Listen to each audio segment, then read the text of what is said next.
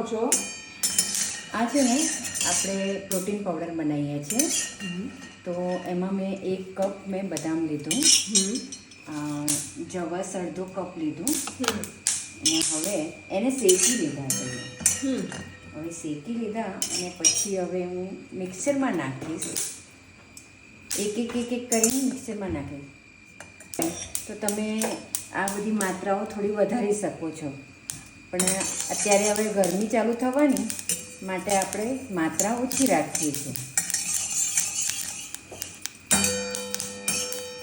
Mummy નાખે છે coffee powder. આ કોફી ઘરે કૂટેલી છે, બીન્સ આવે છે એની કોફી છે. આપણે નેસ કોફી યુઝ નથી કરતા, આમાં નેચરલ કોફી યુઝ કરીએ છીએ. જે આટલી 1 ચમચી 1.5 ચમચી જેટલું લઈ લેવાનું, જેથી કરીને કોફીનો ટેસ્ટ આવે. હવે આ ઓટ્સ છે, ઓટ્સને આપણે વધારે લઈશું કારણ કે ગરમીનો પીરિયડ છે. વધારે એટલે કેટલું, 2 વાટકા ભરીને લઈશું.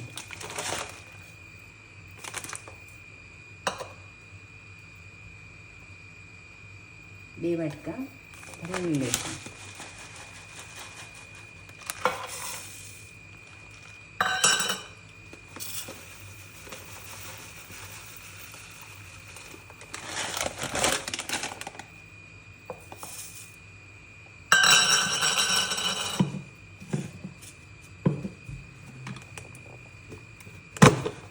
પ્રોટીન પાવડર છે. આપણે બધા ડ્રાય ઇન્ગ્રેડિયન્ટ્સ એકસાથે નાખી દેવાના, જે હું 2 ચમચા ભરીને નાખીશ. 2 ઉપર ચમચા છે, આવી રીતના 2 ભરીને નાખી દઈશ.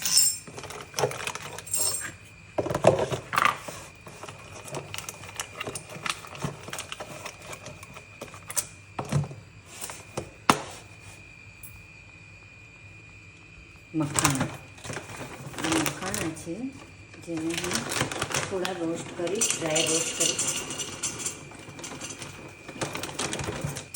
1 વાટકો જેટલા લીધા મેં મમ્મી. વાટકો થઈ જશે. અત્યારે 2 વાટકા જેટલું લાગે છે, પણ એકચ્યુઅલમાં પાવડર કરીશું ને એટલે પછી આપણી ક્વોન્ટિટી ઓછી થઈ જશે. તો આ પ્રોટીન પાવડર નથી, આ પ્રોટીનમાં નથી આવતું, આ શક્તિદાયક છે. આનાથી તાકાત રહે. અને ડ્રાય રોસ્ટ કરીએ એટલે થોડા જોઈ લેવાનું. જો આવી રીતના દબાય છે ને, દબાવવાની જગ્યાએ આપણે તૂટવા જોઈએ.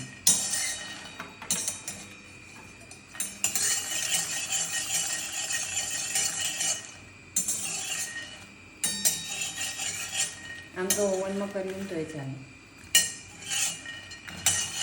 ઓવનમાં એક સાથે બધું મૂકી દેવાનું. આમાં આપણે સાકર નાખીશું 2 ચમચા.